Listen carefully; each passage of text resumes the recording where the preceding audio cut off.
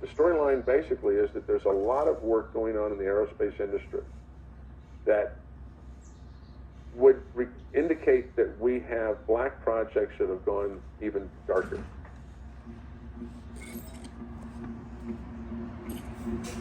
Stefan Marinov was the leader of the European free energy movement. In 1997, he made tremendous strides in the technology. Before he could develop his first prototype, he fell out of a window. Dr. John Mullen, a nuclear physicist, used to work for McDonnell Douglas, one of the largest military contractors in the world. He died of arsenic poisoning in 2004. His girlfriend was originally a suspect, but she was found dead in her apartment shortly after.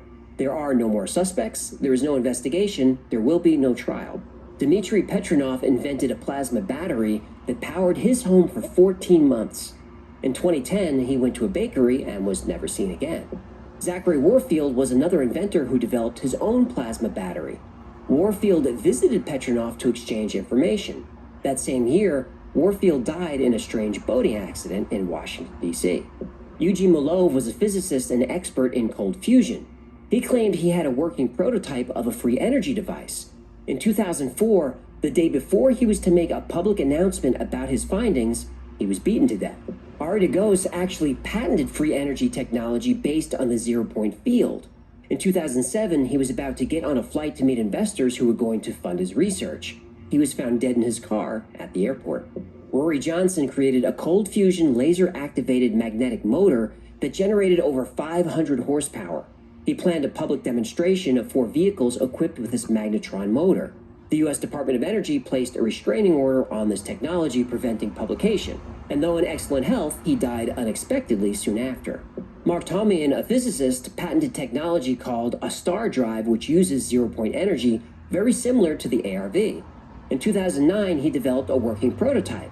Shortly after, he died from an unexpected cardiac event. His research is missing. Stan Myers developed a working engine that ran on water.